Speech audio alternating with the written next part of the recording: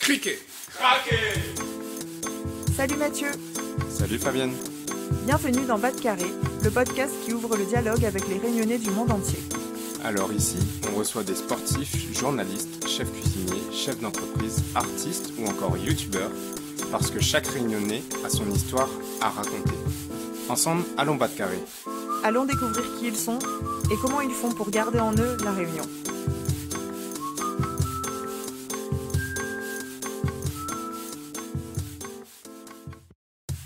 Salut Mathieu. Salut Fabienne, ça va ? Écoute, ça va super malgré les 30 degrés de la canicule. D'ailleurs à Amsterdam, là il fait très humide, donc chaleur plus humidité égale presque le plein été à La Réunion en termes de sensation, je crois. Même si bon, en ce moment, ceux qui ont la chance d'être dans l'île et qui nous écoutent ont très froid, paraît-il, aux dernières nouvelles que j'ai pu avoir. Donc nos étés sont vos hivers, comme on dit. Ouais. Moi aussi, en ce moment, je meurs de chaud et il a fait 38 degrés aujourd'hui à Paris. Donc, c'était un peu infernal. Et là, j'aimerais vraiment beaucoup pouvoir me baigner à l'étang salé dans ma ville chérie. Là-bas, été comme hiver, l'eau est tellement bonne, donc tu peux y aller les yeux fermés. Mais bon, peu importe les intempéries, donc Bas de Carré, c'est un mercredi sur deux pour réchauffer les cœurs de ceux qui ont froid à La Réunion et pour rafraîchir l'âme de ceux qui vivent la canicule actuellement. Alors, petit message comme d'habitude pour continuer de nous encourager. On compte sur vous pour nous mettre 5 étoiles et un commentaire sur l'application podcast si vous avez un iPhone. Je sais que c'est un peu rébarbatif, mais en prenant 1 minute de votre temps, vous aidez d'autres Réunionnais et d'autres passionnés de La Réunion à découvrir Bas de Carré et vous nous aidez à trouver des invités exceptionnels. Donc voilà, on compte sur vous pour ce coup de pouce. Bon, je crois que j'ai déjà un peu trop parlé. Fabienne, est-ce que tu peux nous présenter l'invité du jour ? Oui, absolument. Aujourd'hui, j'accueille justement quelqu'un qui adore parler de la météo, cet intarissable sujet, mais qui n'est pas une Miss Météo. Alors aujourd'hui, on accueille Jade Atoui, alias Joyeux Tropique sur Instagram. Jade n'est pas née à La Réunion, mais pourtant elle se sent profondément réunionnaise car elle a grandi à La Réunion, elle y a fait une grande partie de sa scolarité, elle y est revenue pendant ses études pour retourner chez ses parents, donc rentrer à la maison. Et maintenant elle y travaille en tant que salariée d'une entreprise métropolitaine et elle travaille à distance. Toujours un pied à La Réunion donc et un pied ailleurs. Donc Jade va aborder aujourd'hui avec nous son ressenti par rapport à l'île, qu'elle décrit comme un fil rouge dans sa vie et comment cette multiplicité de lieux qui l'influencent a pu avoir un impact sur sa vie et ses projets. Elle est aussi toujours sur les chemins de randonnée à La Réunion, ou du moins c'est ce qui paraît, et elle va nous emmener faire un petit voyage, du coup, le temps d'un épisode. Bon, ça a l'air très chouette, j'ai hâte d'écouter ça. Donc je souhaite à tout le monde une très bonne écoute. Bonne écoute. Bienvenue Jade. Je suis ravie de t'accueillir dans Bas de Carré aujourd'hui. Je te suis depuis un moment sur Instagram et on a eu la chance de se rencontrer il y a quelques années à La Réunion. J'adore ce que tu postes et tu le fais toujours avec énormément d'humour. Tu me fais toujours beaucoup rire au moment de tes explorations de La Réunion. C'est vraiment un plaisir de t'accueillir dans Bas de Carré aujourd'hui. Oh, merci beaucoup. Est-ce que pour commencer, pour les gens qui ne te connaissent pas encore ou qui n'ont pas encore la joie de suivre Joyeux Tropique sur Instagram, tu peux te présenter ? Oui, bien sûr, tout à fait. Par quoi commencer ? Bonjour, je m'appelle Jade. Mon petit surnom sur Instagram, c'est Joyeux Tropique, mais en fait, tu as assez bien résumé ce qui se passe dans ma vie. Moi, je suis pas née à La Réunion, mais j'ai grandi à La Réunion. Et donc, comme plein de gens, j'ai quitté La Réunion quand j'ai eu mon bac pour aller faire mes études, commencer à travailler, tout ça. Et puis, je suis revenue à La Réunion en fin 2017. Ouais, c'est ça, fin 2017. Et cette fois-ci, avec l'objectif de profiter à fond de l'île, parce que avant, tu sais ce que c'est, t'es jeune, alors du coup, déjà, faut chialer pour que tes parents ils te déposent à la plage. Donc, aller faire une rando tout seul, c'est pas un truc qui arrive souvent. Et donc du coup je me suis retrouvée à rentrer à La Réunion je sais pas pourquoi je m'impose ce genre de calcul mental, tu vois, alors que vraiment j'étais pas prête pour ça à 24 ans, 23 ans. Donc revenir à La Réunion et me rendre compte qu'en fait l'île je la connais pas si bien que ça, tu vois, mis à part les trips annuelles au volcan quand il y a une éruption, j'avais pas tant visité que ça. Donc je suis revenue en me disant, cette fois-ci, je suis grande, j'ai le permis, je vais visiter, mais je vais tout donner, tu vois. Ouais, très important le permis à La Réunion, comme chacun sait. Exactement. Donc du coup, d'abord, j'ai emprunté les voitures de mes parents, puis j'ai bousillé une voiture de mes parents. Je me suis dit, bon, je vais peut-être m'acheter une voiture. Et maintenant, j'arpente les sentiers de l'île. J'ai un compte Instagram qui s'appelle Joyeux Tropique, sur lequel je parle, en fait, à la base, pas forcément de rando. J'avais pas particulièrement envie d'avoir cet angle rando, mais c'est vrai que en fait, La Réunion, c'est une île qui est magnifique sous tous les angles, mais c'est vrai qu'en rando, t'as à peu près la garantie de faire un truc qui est un peu original, un peu joli et que tout le monde voit pas tous les jours. Et donc, je me suis retrouvée à faire vachement de rando parce que voilà, j'ai besoin de likes sur Instagram. Quelle tristitude.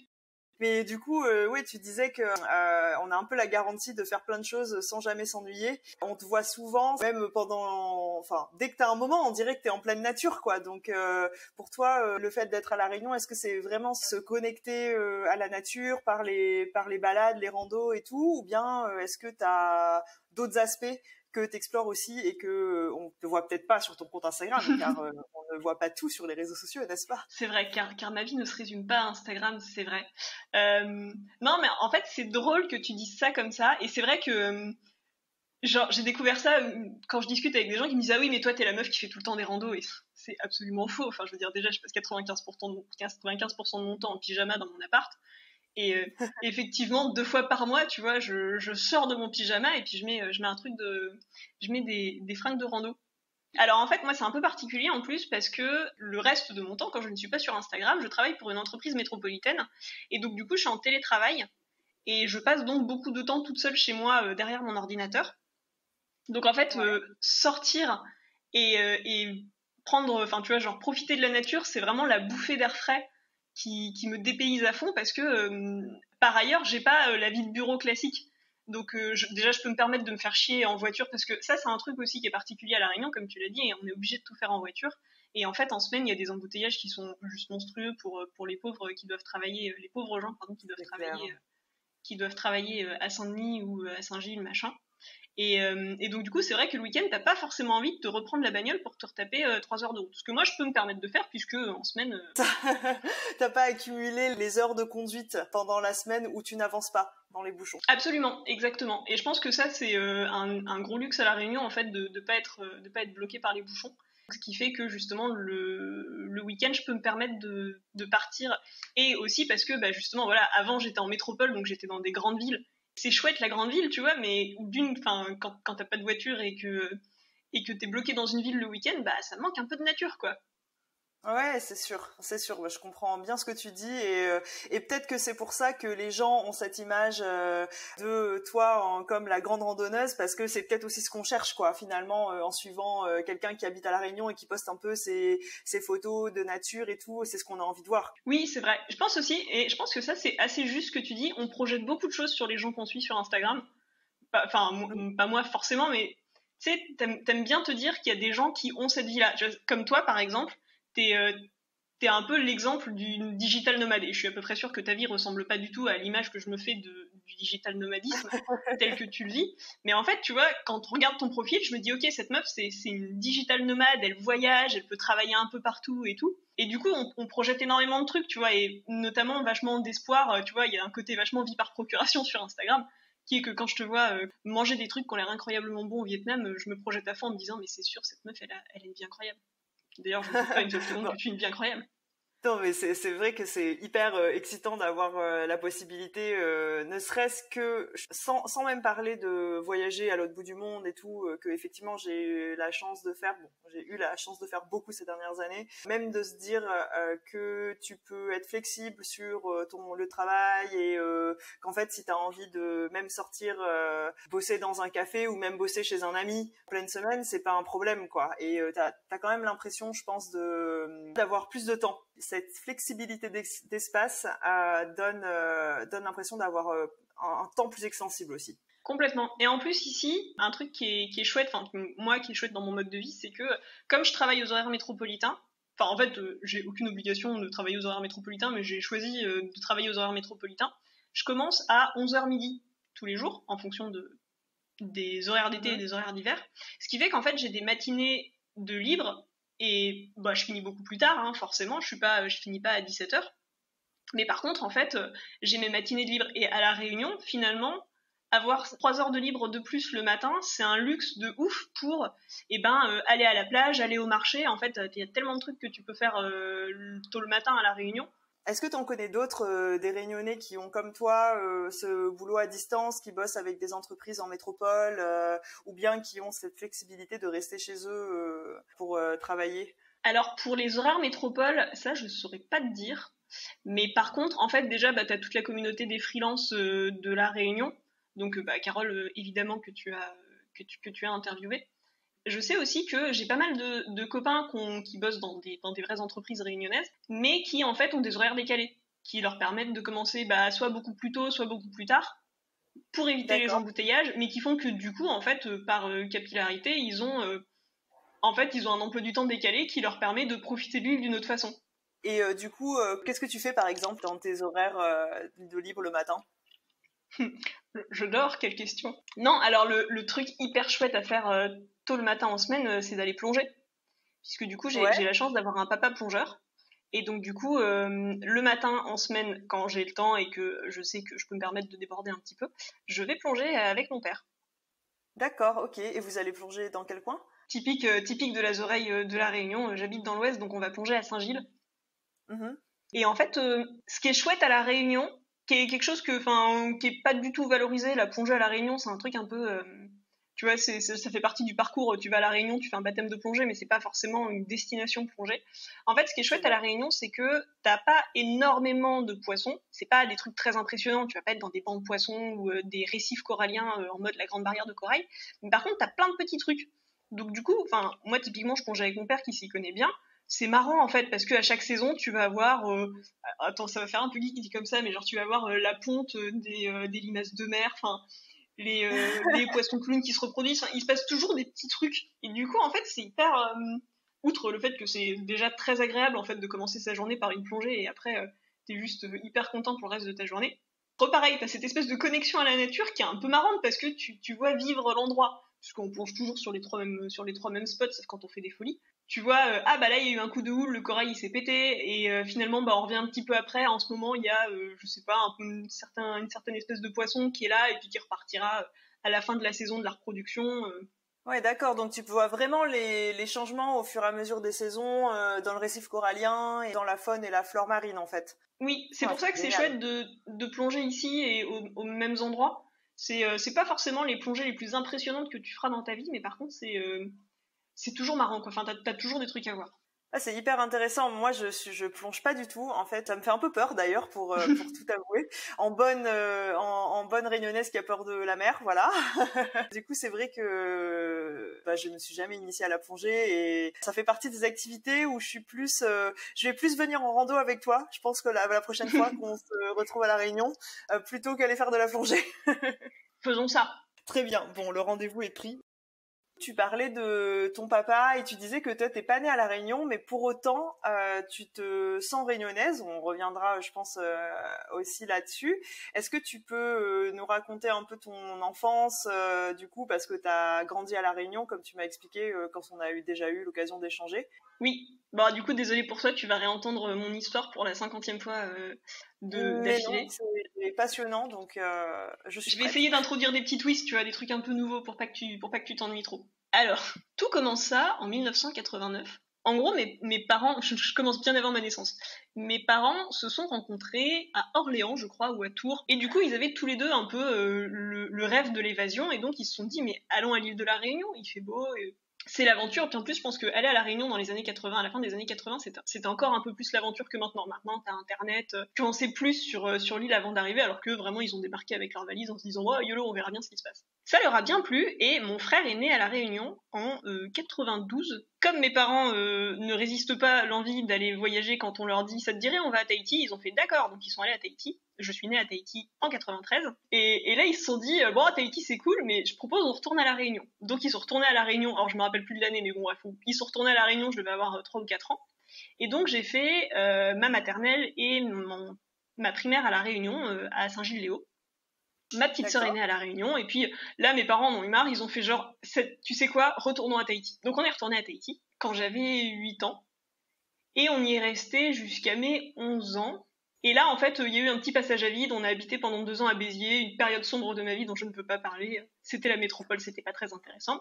En fait, j'ai fondamentalement, j'ai rien contre Béziers, mais c'est vrai que quand t'étais à Tahiti et à La Réunion, et puis que t'arrives à Béziers, au fin fond de l'Hérault, ça fait moins rêver. Du coup, on a fini par retourner à La Réunion, et cette fois-ci, mes parents, ils sont restés, donc ils sont à La Réunion depuis 15 ans maintenant. Et donc moi, je suis retournée à La Réunion, et donc fun fact, on est retourné exactement au même endroit où on était quand on était petit et quand mon frère était bébé, ce qui fait que j'ai fait ma maternelle, mon primaire et mon collège et mon lycée au même endroit, avec donc des petites pauses de 2-3 ans quand mes parents partaient ailleurs, quand on partait ailleurs avec mes parents, mais pour autant tu vois, genre La Réunion, c'était un peu le fil rouge de ma life.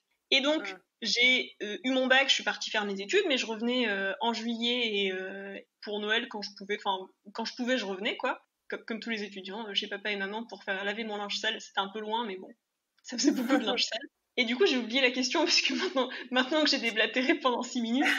La question c'était de parler un peu de ton enfance et de quand est-ce que tu avais vécu à La Réunion. Je crois que voilà, tu as bien répondu à la question. Donc ce qui m'amène en fait à te demander du coup qu'est-ce qui fait que tu te sens plus réunionnaise. Donc tu disais c'est un peu le fil rouge parce que c'est un peu le point où tu es revenu, mais finalement tes parents sont pas nés à La Réunion ou ont pas vécu leur enfance à La Réunion par exemple. Donc qu'est-ce qui fait que selon toi, c'est quand même La Réunion que tu as pris comme référence? Et là commence la psychothérapie, car il n'y a pas de vraie réponse à cette question, tu vois. C'est un mélange de plein de sentiments qui va être que, déjà, c'est l'endroit où j'ai vécu le plus longtemps, je pense, dans ma vie, même si c'était de façon espacée. Si t'accumules les années, ça doit être l'endroit où j'ai vécu le plus. Je pense que c'est là aussi que j'ai des souvenirs qui sont les plus constants, tu vois. C'est Noël à La Réunion, je me rappelle de mon Noël de mes 5 ans, de mes 10 ans, enfin, j'ai fait à peu près... je sais pas comment décrire ça, mais tu sais, quand ton enfance, en fait, c'est pas tellement des souvenirs précis, mais plus une sensation constante. Et moi, quand je pense à mon enfance, je repense en fait à cette espèce de chemin pourrave qu'on devait prendre pour rentrer de l'école primaire, pour rentrer chez nous à Saint-Gilles-Léo, et tu passais par les jardins des uns et des autres, et c'était des jardins créoles avec des cases créoles, t'avais toujours les poules, les dindons qui passaient par là, alors du coup fallait essayer de pas se faire, enfin le jeu c'était de passer la main dans le grillage et essayer de pas se faire mordre par un dindon, enfin des occupations saines pour un enfant de 6 ans, j'ai envie de dire. Et tu sais, du coup, si je ferme les yeux et que je repense à mon enfance, je repense à ça. Et donc je pense que du coup c'est un peu ça mon lien à La Réunion. Et puis l'autre truc aussi, c'est que c'est vrai que c'est un peu chiant la question. Et alors du coup, tu viens d'où? Tu sais, c'est toujours long de se lancer dans l'explication de la saga familiale de ah oui, alors du coup ma mère elle vient du Berry, mais mon père il vient du Périgord, mais en fait son père il est algérien, mais en fait du coup moi je suis née à Tahiti mais j'ai grandi à La Réunion. Tu vois, genre par simplification, j'aime bien dire que je suis réunionnaise. Ce qui explique aussi vis-à-vis des métropolitains, ça explique plein de trucs que, par exemple, quand je suis arrivée en métropole après avoir passé mon bac, je me rappelais, enfin, tu vois, mis à part les 2 ans à Béziers où du coup j'étais complètement passive parce que c'était mes parents qui s'occupaient de tout, puis c'était le sud donc il faisait pas si froid. Il y avait plein de trucs que je savais pas sur la gestion de la chaleur. C'est con dit comme ça, mais je savais pas qu'il fallait éteindre un radiateur quand tu quittais une pièce. Donc moi, la première année, j'ai eu 700 € de rétablissement d'EDF parce que j'avais laissé mes radiateurs allumés tout le temps parce que je me caillais. Oui, c'est des choses qu'on n'apprend pas quand on grandit à La Réunion. Peut-être à la plaine des Palmistes ou la plaine des Cafres.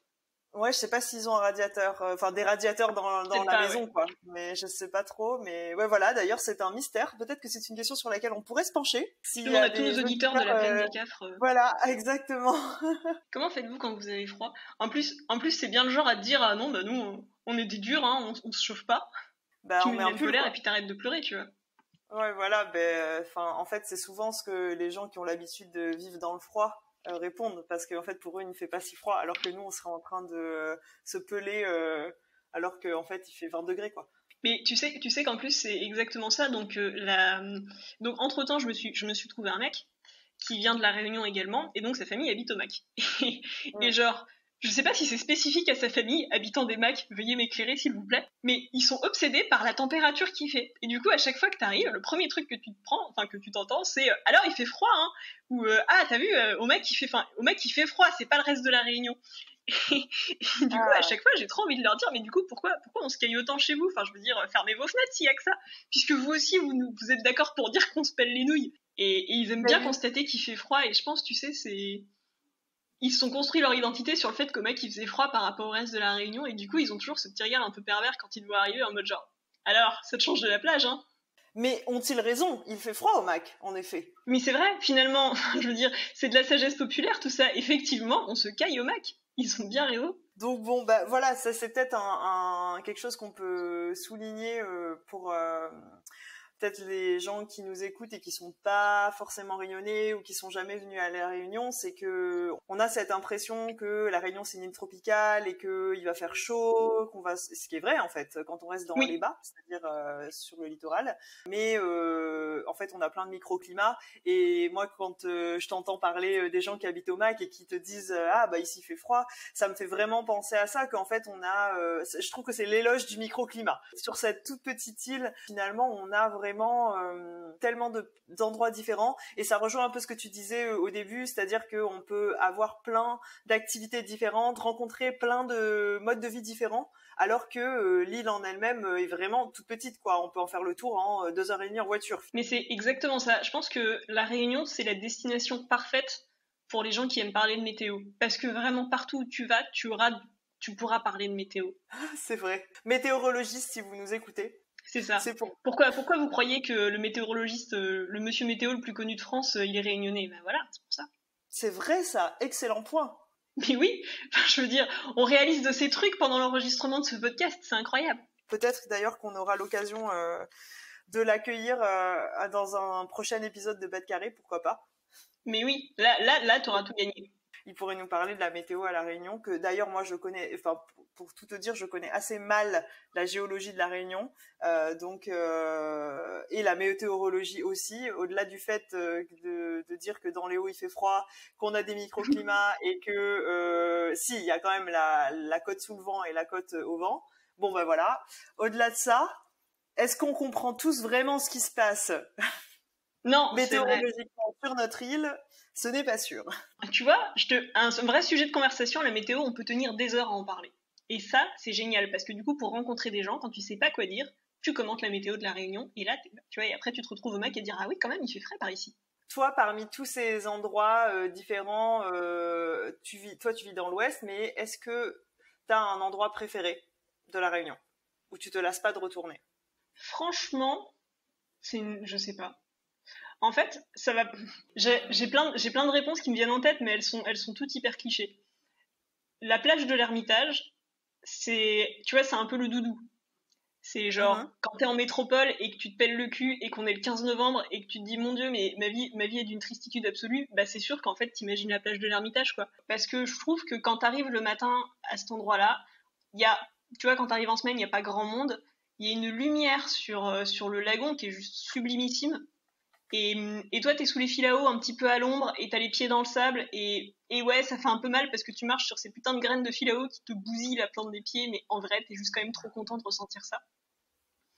Donc c'est un peu mon truc doudou, mais c'est pas, tu vois, genre c'est pas un endroit très impressionnant, et j'ai pas envie de dire, mais venez à la Réunion pour la plage de l'Ermitage, pas du tout. Enfin, si, venez à la Réunion pour la plage de l'Ermitage, j'ai quand même des trucs cool à y faire, mais c'est. À titre perso, tu vois, c'est le truc auquel je pense quand je suis un peu triste. Je m'imagine en train de manger des samoussas sur la plage de l'Ermitage. C'est quand même très sentimental. Oui, voilà, c'est ma Madeleine de Proust, tu vois. Mais oui. Tu vois, ces 3 années là que j'ai passées à La Réunion, ma vraie découverte ou redécouverte, ça a été le cirque de Mafat, que je connaissais pas du tout avant, comme tout le monde. Et quand je suis arrivée, je me suis dit, enfin, j'ai un côté un peu collectionneuse, tu vois, que ce soit avec les randos ou les voyages ou ce que tu veux, dans ma vie, je suis un peu obsessionnelle sur ces trucs-là. J'aime bien me faire des petites listes et puis cocher mes petites listes. Et donc, du coup, quand je me suis dit, ok, maintenant je me mets sérieusement à la rando et je vais visiter Mafat, et ben je me suis fait ma petite liste de tous les îlettes de Mafat, avec l'objectif de faire toutes les entrées, tous les îlettes, et de tous les voir et de me dire, ok, maintenant je connais Mafat. Waouh! Et t'en es où là, sur ta liste de Mafat? Eh ben, j'ai fait tous les îlettes. Waouh! Je crois, ouais. Bon, en fait, c'est pas très impressionnant. En vrai, en 5 randonnées, c'est plié, hein. C'est pas si grand que ça. Il me manque une entrée. J'ai jamais fait l'entrée qui passe par Dodane, qui est en fait, tu sais, la plus impressionnante, non, pas forcément, mais c'est celle qu'ils prennent sur le GRR2, donc quand ils font la diagonale des fous. qui, qui est en fait celle où tu dois monter en haut de la possession du village de Dodane, tu vois, quand tu descends. Je suis en train de t'expliquer des trucs, mais je pense que tu visualises pas du tout, du coup je vais m'arrêter là. Non, mais c'est bien. Hein. On a l'impression d'y être. Et ben en fait, tu descends un rempart pour entrer dans Mafat. Donc dans Mafat, t'as plusieurs entrées. Soit tu rentres par le côté ouest, où tu passes par la rivière des Galets, donc tu remontes un lit de rivière, qui est donc assez chouette parce que c'est très immédiat. T'as pas à te cogner des heures et des heures de route pour y aller. Soit tu rentres, les deux autres entrées qui sont connues, c'est par Salazie ou par Silaos.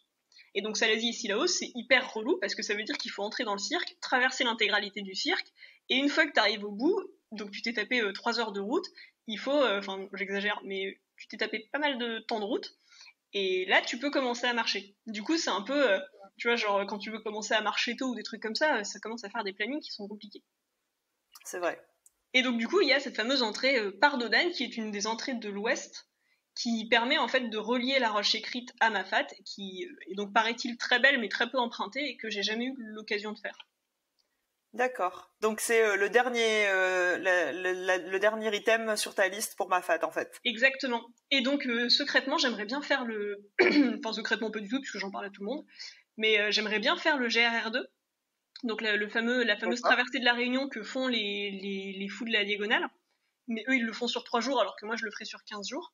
Et en fait, tu vois, je me dis, si je fais ça, à la fin, j'ai mon passeport de vraie réunionnaise, quoi. Genre là, j'ai mérité. J'ai traversé l'île à pied, c'est bon.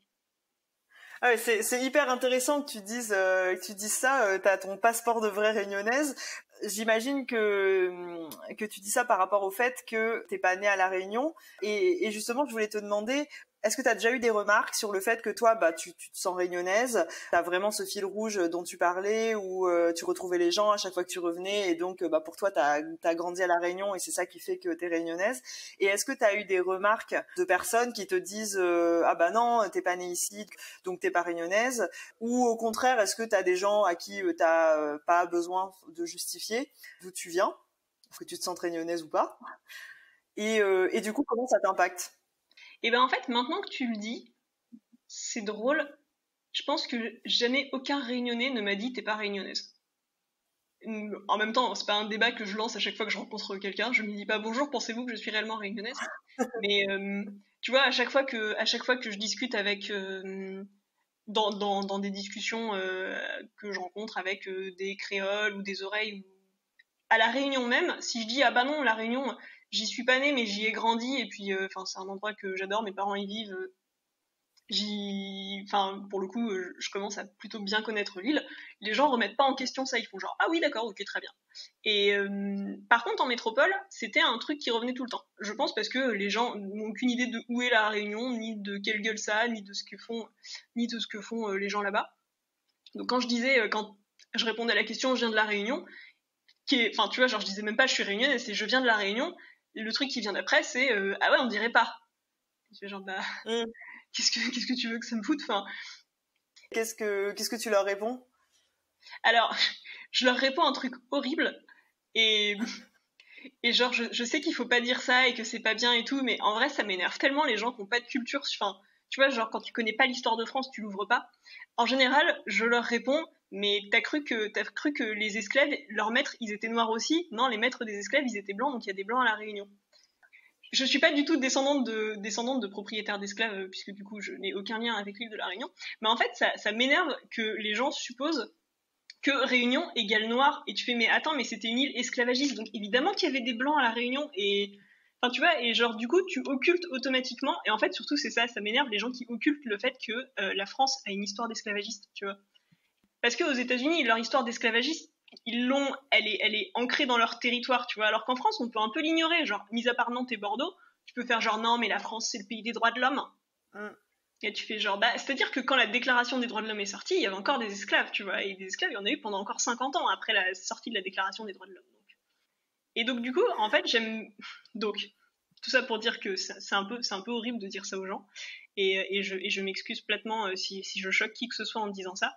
Mais c'est juste qu'en fait, ça m'énerve l'ignorance qu'ont les gens de l'histoire des Outre-mer de manière générale en France métropolitaine. Et en disant un truc un peu choquant comme ça, au moins t'obtiens une réponse et les gens s'intéressent. Parce que sinon, personne n'en a rien à foutre. Et c'est d'une tristitude absolue, mais tu vois, quand tu disais que les gens de métropole qui connaissent pas la Réunion ne s'imaginent pas qu'il y ait autant de climat et tout, moi, ce qui m'énerve, c'est qu'ils s'imaginent pas et qu'ils en ont rien à carrer, alors qu'en vrai, c'est fascinant, tu vois. Oui, c'est sûr, oui. Et puis sur la diversité des climats, bon, évidemment, ça c'est presque un peu technique, mais évidemment sur la diversité des cultures, c'est vrai que c'est très particulier, peut-être aussi parce que les gens qui s'imaginent aussi la même population qu'aux Antilles, peut-être. Alors du coup, j'ai l'impression qu'ils se figurent pas totalement qu'il y a autant de diversité, mais effectivement, je trouve ça intéressant ce que tu dis, que du coup, quand t'es en métropole, les gens te voient comme l'une des leurs, entre guillemets, et alors que pour eux, les habitants des îles, ils leur ressemblent pas. Je pense que ça correspond un peu à un stéréotype comme ça, finalement. Oui, ouais, c'est ça. Non, oui, c'est ça tout simplement. Puis je pense qu'en fait, en toute, je suis méchante avec eux, mais en vrai, quelqu'un te dit, je viens de la Réunion, qu'est-ce que tu lui réponds, tu vois? Et je pense en fait que c'est de l'ignorance pure et dure qui est que tu sais pas quoi répondre, donc tu fais ah, on dirait pas, ah, t'as pas l'accent. Et tu sais, à ce moment-là, tu fais genre, mais tu sais c'est quoi l'accent réunionnais? En général, ce que je réponds. Et là, t'as en général un espèce de truc dégueulasse qui sort, qui est une pseudo-imitation du créole antillais, qui déjà n'est pas du tout une imitation correcte du créole antillais, mais qui en plus n'a rien à voir avec le créole réunionnais.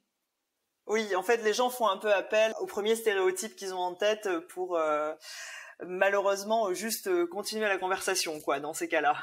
C'est ça. Je pense que c'est pas, tu vois, c'est pas de la méchanceté mais j'imagine que c'est en fait c'est exactement ce que vivent. Non, en fait, ça me dérange de dire ça parce qu'il est hors de, enfin, tu vois, genre mon expérience est absolument incomparable avec celle d'une personne de couleur de couleur en France. Mais il y a ce côté un peu, tu sais pas quoi dire, alors tu dis ah tu viens de l'île et t'es noir, bah on dirait pas, tu vois. Oui, oui, c'est vrai que si on retourne le truc, je vois pourquoi tu fais cette corrélation, parce que c'est effectivement un peu le même type d'élément de langage. En effet, l'impact n'est pas du tout le même. Ouais, c'est ça. L'histoire qui est derrière, ça n'a rien à voir, mais effectivement, c'est le même mécanisme en fait.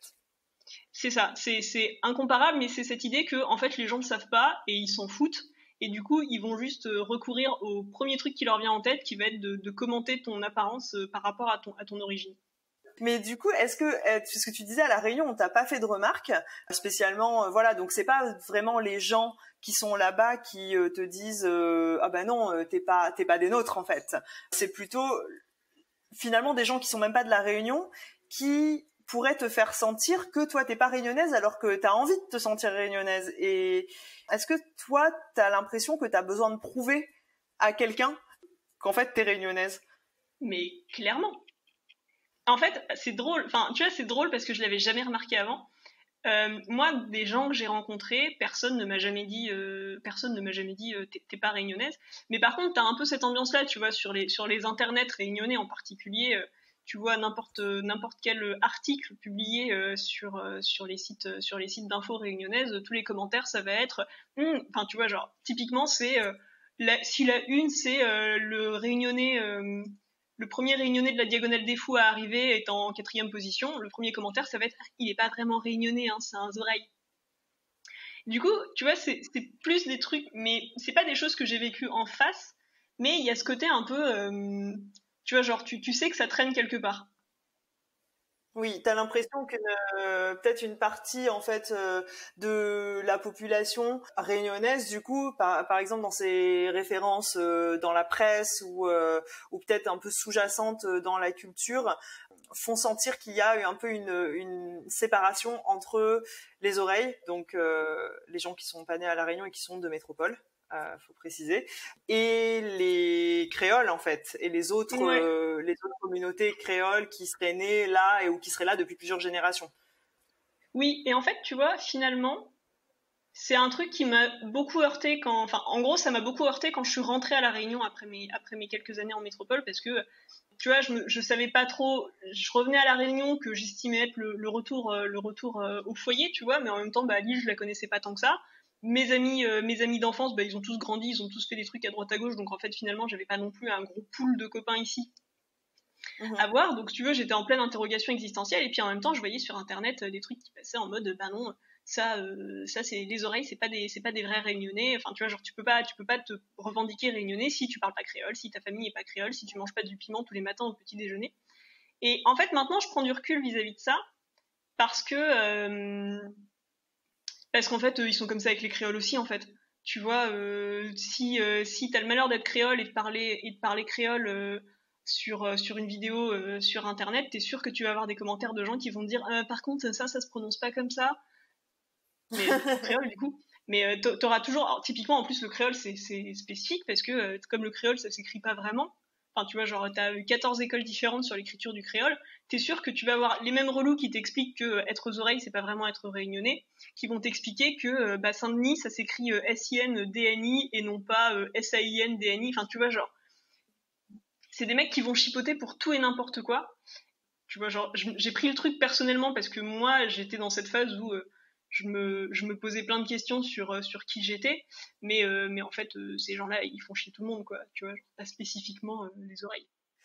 Oui, faut pas se laisser définir par, en tout cas, les commentaires ou les articles qu'on peut voir sur Internet. Ça, c'est sûr qu'on n'a pas fini d'en faire le tour. Clairement. Mais quand même, tu disais tout à l'heure que une fois que tu aurais fait le parcours que font les fous de la diagonale, oui, effectivement, t'aurais ton cachet, ton passeport de la Réunionnaise. Mais je trouve ça vraiment incroyable parce que tu vois, enfin, c'est un peu comme si t'avais besoin d'en faire plus, en fait. Oui.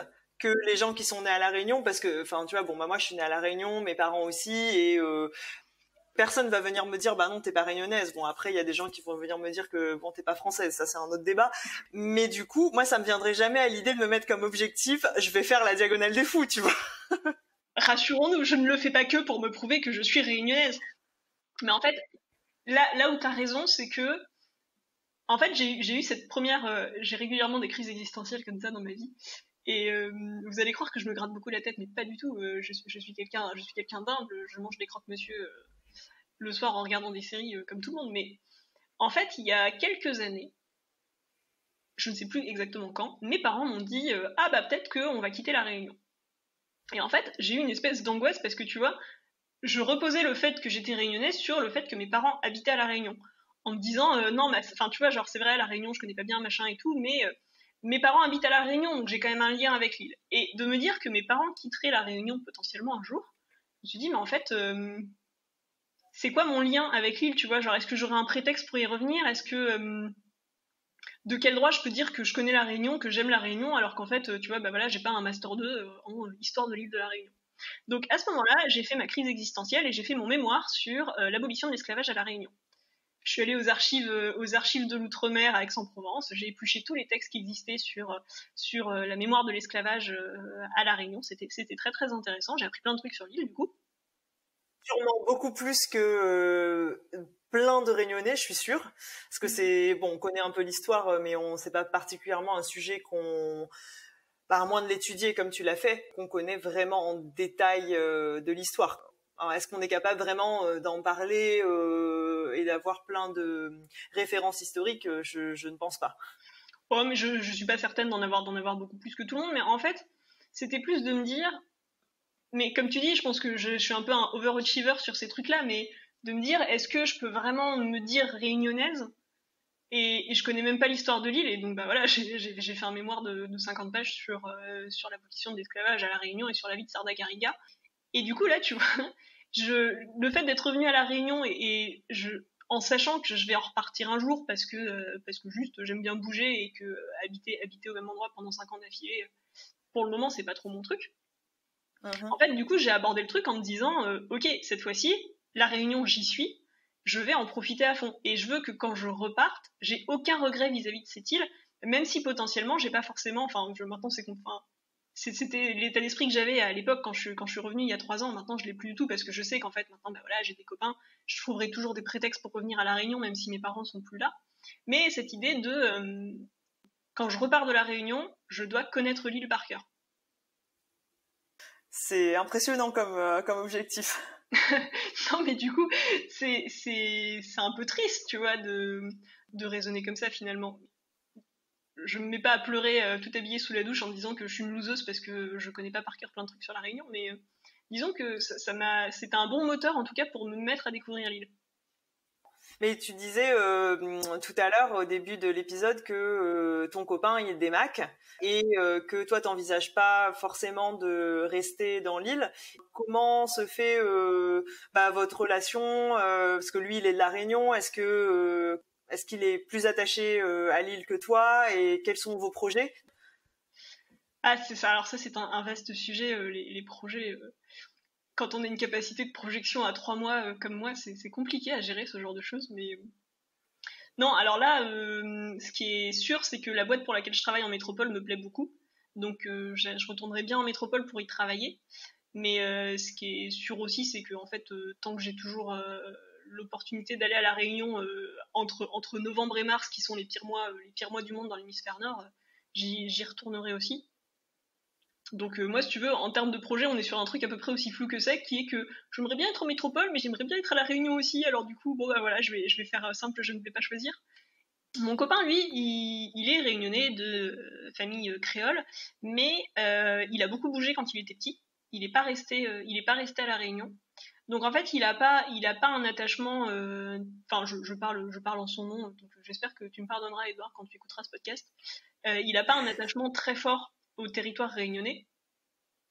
Donc lui pareil, tu vois, ça lui va très bien s'il revient de temps en temps pour faire le plein de curry et de samoussa et de pain bouchon, et puis d'attendre encore 6 mois et de revenir plus tard. Mais on se projette pas forcément dans l'île, mais tout comme on ne se projette pas forcément nulle part ailleurs en fait. Oui, d'accord. Okay. Donc c'est un peu ouais. Oui, c'est un peu go with the flow, quoi. C'est ça. Mais on verra bien, mais si ça se trouve, dans 10 ans, je serai installée à La Réunion, j'aurai un élevage de chèvres et je vivrai ma meilleure vie, tu vois. Au Mac ou à la Plaine des Palmistes. Au Mac, tu nous diras, voilà, tu nous diras quand on viendra te rendre visite. Ah bah il fait froid, hein. C'est ça. Vous avez vu, il fait froid ici, hein. C'est pas comme ailleurs.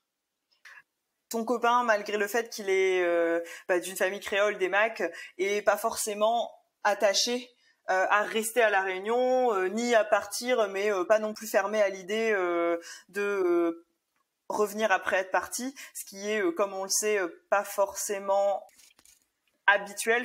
Oui. On voit rarement quand même des gens qui font des allers-retours. Souvent, ce qu'on voit, c'est soit on a passé un peu de temps à La Réunion et c'est vraiment une étape dans notre vie, et ensuite on retourne vivre en métropole, enfin quand on n'est pas de La Réunion, ou alors pour tous les gens qui sont partis de La Réunion une fois.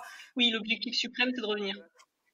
Et ben voilà, soit tu pars, t'es parti définitivement et en fait tu vas faire ta vie complètement ailleurs, soit tu ne reviens pas. Soit tu reviens, mais tu reviens pour de bon. Il y a vraiment pas trop cette culture de finalement faire des allers-retours.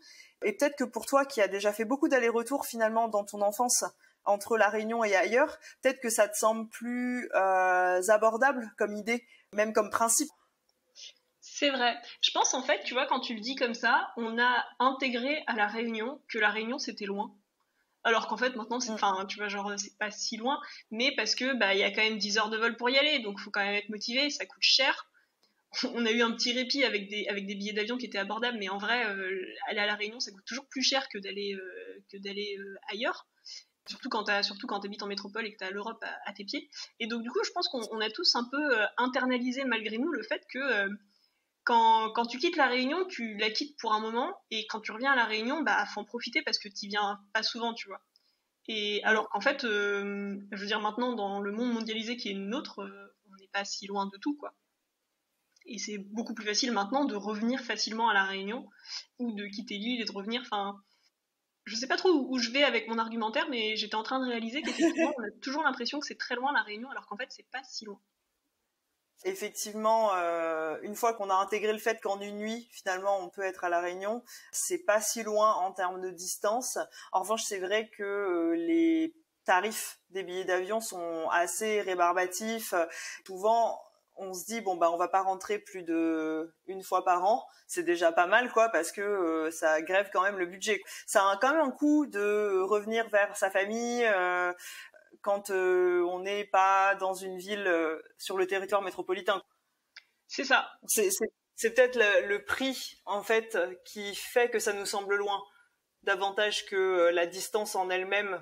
Bon, même si c'est quand même plus loin de devoir prendre l'avion pendant 10 heures que de faire 5 heures de train, hein, on va pas se mentir. Ouais, clairement, non, ça reste une aventure pour aller à La Réunion, mais c'est vrai que maintenant, c'est pas comme avant, quoi. Maintenant, t'es à La Réunion, bah, t'as Internet, tu parles à tes potes en métropole aussi facilement que quand t'es en métropole, quoi. T'as pas un surcoût absolu quand t'appelles les gens. Oui, c'est vrai. Et ça, d'ailleurs, je pense que tu le montres bien en termes de communication, par ton métier, en fait, où c'est tout à fait possible de travailler avec Internet, avec une entreprise qui est basée en métropole, alors que toi, en fait, t'as pas du tout besoin d'être en réunion avec eux physiquement. Et ça, je pense que c'est pas forcément quelque chose qu'on aurait pu imaginer, ne serait-ce qu'il y a 15 ans. Là, mes parents, ils viennent de me dire qu'ils sont en train de tirer la fibre chez eux à la montagne. Donc c'est quand même une révolution. Tu sais que maintenant, moi, j'ai la fibre chez moi, et donc du coup, j'ai un internet qui est plus rapide que les gens avec qui je bosse à Lyon, qui ont acheté des maisons à Trifouilly-les-Oies en périphérie lyonnaise et qui n'ont pas la fibre. Et là, tu fais genre, ah là là, mais le monde s'est retourné, genre ça y est, j'ai un internet plus rapide que les gens qui habitent à Lyon, c'est fou. C'est vrai que pendant très longtemps, effectivement, on était un peu mal lotis dans tout ce qui concerne la technique. En fait, je pense qu'on a eu la DSL assez tard, et puis le débit a toujours été très lent. Enfin, il me semble me souvenir que même les factures de téléphone et d'internet restaient très très élevées, et je pense que c'est quelque chose qui est en train de changer et qui peut potentiellement. Enfin, tu me dis ce que t'en penses parce que toi t'es à La Réunion, mais est-ce que tu vois que ça pourrait aussi changer le paysage, genre des freelances, tu vois, et faire bouger un peu le tissu économique de ce point de vue-là? C'est une bonne question. Je pense que oui. Dans une certaine mesure, je suis en train d'essayer de réfléchir à pas dire une trop grosse connerie dans ma réponse. Oui, parce que du coup, je continue de réfléchir. Non, c'est une excellente question. Je pense que ça se voit pas encore trop maintenant, parce que pour le coup, il y a quand même un petit temps de latence au niveau du développement des infrastructures. Mais Ouais. tu vois, avec le confinement, déjà, tous les gens qui ont dû faire du télétravail qui auparavant n'auraient jamais envisagé d'en faire, ça a, à mon avis, accéléré particulièrement à La Réunion, où en fait tu perds un temps fou dans les embouteillages. La digitalisation et tu vois, genre le fait d'utiliser Internet pour travailler, clairement, ça fait évoluer le monde du travail sur l'île. Après, je saurais pas t'en dire beaucoup plus, puisque donc je suis complètement hors du monde du travail sur l'île de La Réunion. Mais oui, c'est vrai que ça serait intéressant de voir en effet les effets du confinement et le fait que ça se développe plus au niveau d'Internet et tout, voir s'il y aura plus de liens avec des entreprises métropolitaines, ou même voir si ça va accélérer les choses, ne serait-ce de ne plus avoir à être coincé dans les embouteillages, comme tu dis. Enfin, finalement, c'est quand même un gain de temps énorme. Donc ça serait intéressant juste de suivre le développement du paysage du travail à La Réunion à cause de ça, quoi. Clairement, on attend quelques années pour voir ce que ça va donner, mais moi j'ai bon espoir. Pour le coup, c'est une île qui est très connectée, et puis, enfin, c'est un effet, je trouve, qui est dû à l'insularité, qui est que quand tu habites sur une île et que tu as conscience du fait que tu es loin de tout, en fait, tu as besoin d'être encore plus connecté au monde. Et maintenant, avec Internet, ça se ressent, tu vois, en termes de tendance, d'utilisation des réseaux sociaux et ce genre de choses. Les Réunionnais sont hyper connectés au monde parce que justement, on a un peu cette sensation d'être loin de tout, quoi. Oui, donc c'est vrai qu'Internet, t'es beaucoup dessus parce que ça te donne une fenêtre sur le monde. Enfin, moi, je me souviens qu'en tout cas, même enfant, alors que c'était les débuts d'Internet, on n'avait même pas la DSL, c'est comme ça que je me sentais, quoi. Et t'as raison, je pense que c'est une conséquence de l'insularité où on a vraiment quand même envie de saisir l'opportunité de voir ce qui se passe ailleurs. Clairement. Et puis de pas avoir la sensation d'être des gros ploucs, quoi. Je pensais à ça parce que il y a quelques années, petit moment où je me la pète, il y a quelques années, je suis allée en Islande. Et en fait, en Islande, ils racontaient que justement, ils sont obsédés par le fait de pas être des ploucs, parce qu'ils habitent sur une petite île au milieu de nulle part. Enfin, tu vois, genre il y a un habitant tous les 10 km. Et du coup, en fait, t'as une couverture 4G qui est absolument parfaite en Islande, parce que les mecs trouvent ça intolérable de pas avoir une connexion Internet et de pas être connecté au monde. Quand j'avais appris ça, je me suis dit, mais c'est marrant, La Réunion, c'est un peu pareil, parce que, en vrai, franchement, la 4G, on l'a un peu partout dans l'île. Et moi, en rando, c'est rare que j'ai pas... Enfin, tu vois, genre, sauf vraiment si t'es au sommet, du Maïdo, mais je pense que même au sommet du Piton des Neiges, tu la captes, tu vois. Effectivement, tu as ce côté où on a envie d'être connecté, et je comprends, et j'ai vraiment hâte de voir en fait les effets que ça aura sur l'île et sur la mobilité aussi. Oui, c'est ça, sur la mobilité, est-ce que ça va être plus facile de bouger à l'avenir? Je sais pas trop. C'est vrai que pour le moment, quand t'es à La Réunion, tu prends quand même un peu l'engagement de rester à La Réunion, parce que tu peux bouger beaucoup autour. Non, mais en fait, il y a quand même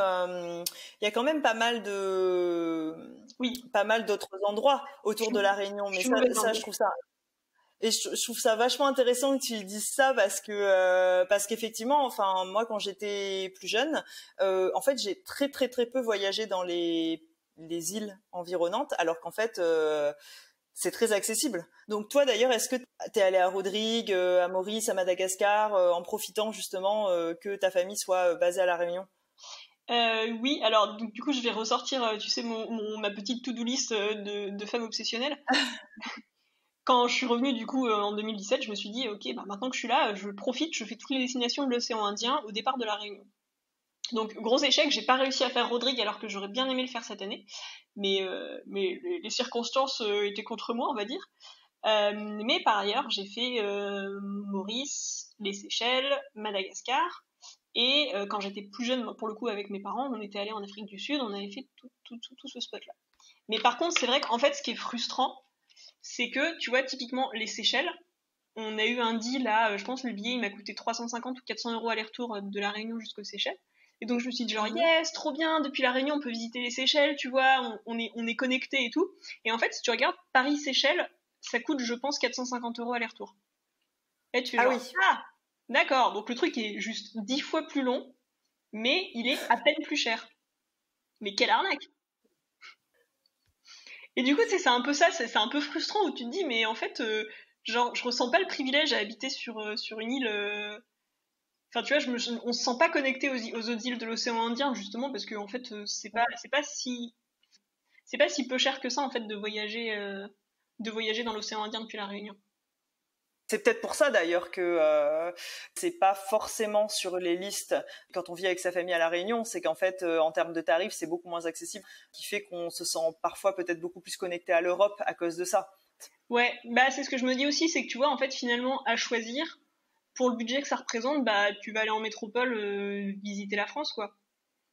Ouais, c'est ça, aller à partir de Paris, aller dans les pays environnants, quoi. Et donc, tu auras peut-être eu l'impression de voir quelque chose de totalement différent, déjà, puisque ça sera pas dans l'hémisphère sud, et puis et peut-être de voir plus de choses à partir du moment où tu es à Paris. Après, tu peux rayonner un peu partout, et puis finalement, tes 3 semaines de vacances, elles auront été super rentables. Pour le coup, c'est un truc qui est pour le coup, c'est un truc qui est un peu triste, qui est pas du tout mis en valeur, alors qu'en vrai, ce serait chouette. Je pense à ça maintenant que tu le dis, mais tu vois, par exemple, on parle jamais des différences entre Maurice et la Réunion. Les îles, elles sont toujours opposées. Genre, tu vois, c'est un peu genre, j'ai préféré aller à Maurice plutôt qu'aller à la Réunion. Qu'est-ce qu'il y a de plus à aller à Maurice quand t'habites à la Réunion? Qu'est-ce que ça va t'apporter au-delà du fait que l'île est un peu différente et que du coup les paysages sont un peu différents? Tu vois, en termes de culture, d'histoire, finalement, c'est quelque chose qui est pas trop raconté. Alors que c'est très différent. Enfin, bon, je suis allée très souvent à Maurice du coup quand j'étais enfant et dans ma tête, j'ai jamais trouvé ça pareil que la Réunion. Non, je suis tout à fait d'accord avec toi, mais en fait, tu vois, t'as pas cette différence, elle est pas du tout exploitée et mise en valeur avec cette idée que bah ouais, les îles de l'océan Indien, enfin tu vois, genre, je vais dire une énormité, mais j'avais même pas capté que les Seychelles c'était à ce point proche de la Réunion. Pour moi, les Seychelles Oui. c'est la destination où tu vas pour ta lune de miel et ça doit être à peu près au niveau des Maldives puisque tu vas aussi aux Maldives pour ta lune de miel, tu vois. Oui, je vois très bien. Je vois très bien cette vision dans l'imaginaire collectif. Je pense que j'avais un peu la même, jusqu'à ce que je vérifie sur une carte, en effet. C'est exactement ça. Et c'est vrai qu'on se sent un peu coupé, en fait, des îles alentours, ce qui géographiquement n'a pas de sens, en fait. Et ouais, complètement. Tu vois, même Mayotte, en fait, t'as pas, on t'explique pas en quoi Mayotte c'est différent de la Réunion, tu vois, de paysage, de géologie, si je continue sur la même analogie, en France, tu sais que l'italien, ça ressemble au français, mais c'est pas exactement ça. L'Espagne, ça ressemble au français, mais c'est pas exactement ça. Comment les paysages de l'Espagne, ils sont un peu différents. Enfin, tu vois, genre, en France, t'as cette notion d'appartenir à l'Europe, et que du coup, tu es français, mais tu es aussi européen, et les pays d'Europe, tu partages une histoire avec eux, tu vas reconnaître des trucs, mais il y a des trucs qui vont être dépaysants. Ce que t'as pas à La Réunion, t'as pas cette sensation d'appartenir à l'océan Indien. Tu es une enclave française dans l'océan Indien. Donc La Réunion, c'est la France, mais ça fait pas partie de l'océan Indien. J'exagère un peu. Mais... Non, mais je pense que ça reflète bien effectivement la situation, qu'on est très peu connecté avec l'océan Indien. Après, je pense qu'il y a de plus en plus de liens qui se font, notamment économiques, mais dans l'éducation ou culturellement, c'est pas quelque chose forcément qui est beaucoup souligné ou beaucoup mis en valeur. Tu vois, genre, c'est aussi ça l'identité réunionnaise, c'est qu'il y a un côté très... Quand t'es réunionnais, t'es un peu seul tout au milieu de l'univers, tu vois. Ouais, c'est vachement intéressant que tu te vois comme ça, mais effectivement, c'est une bonne façon de le formuler. Ouais, je sais pas, enfin, tu vois, genre, t'as un peu l'impression que ta petite île avec tes petites traditions et tes petits paysages que personne, enfin, tu vois, genre, il y a un côté un peu secret aussi qui est que personne connaît la Réunion, et en vrai, secrètement, on est tous un peu contents de savoir qu'on connaît un truc aussi cool que personne d'autre ne connaît, tu vois. Mais il y a aussi du coup un peu cette construction par opposition qui est ouais, c'est ça, enfin tu vois, genre bon, moi personnellement je suis un peu je me sens réunionnaise parce que c'est le truc dont je me sens le plus proche, et aussi parce que personne connaît la Réunion, et personne va te dire et alors c'est comment la Réunion, tu vois. Une fois encore, j'ai complètement perdu le lien avec le début de ma phrase, mais c'était cette idée que en fait quand t'es réunionnais, tu te dis pas j'appartiens à la grande famille des îles de l'océan Indien, tu vois, genre on dit les îles sœurs, mais enfin avec Maurice un petit peu. Avec Mayotte, avec Madagascar, il n'y a pas de lien, et c'est pas valorisé, quoi. Oui, il y a pas de lien intellectuel en fait, alors que finalement, en revanche, dans la population et dans les gens qu'on côtoie dans l'île au quotidien, il y a quand même beaucoup de malgaches, par exemple. On connaît assez peu la culture malgache. Enfin, on connaît assez peu. On connaît un peu la culture malgache, mais en fait, elle n'est pas vraiment valorisée comme étant une culture inhérente et qui je sais pas, qu'on valorise vraiment au sein de la culture réunionnaise. Ouais. Bah, tu vois, par exemple, un truc, quand tu visites la Réunion, les gens sont très fiers de connaître l'origine des noms.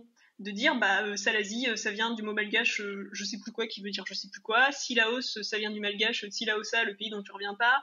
Mafat, c'était un malgache, alors Mafat, ça veut dire genre un truc qui sent pas bon, je crois, enfin je me rappelle plus, mais c'est que des mots d'origine malgache, et tout le monde est très fier de dire que c'est d'origine malgache, mais la connexion, elle se fait pas plus loin que ça. Alors qu'en vrai, t'as envie de dire, mais du coup, tu vois, genre, quels sont nos liens avec Madagascar? Enfin, bon, en plus, c'est compliqué parce que j'imagine que tu sais, t'as un petit peu l'histoire coloniale française qu'on glisse gentiment sous le tapis parce que c'est gênant et que personne n'a envie d'en parler. Mais du coup, tu sens qu'il y a un gros poids du déni dans cette partie.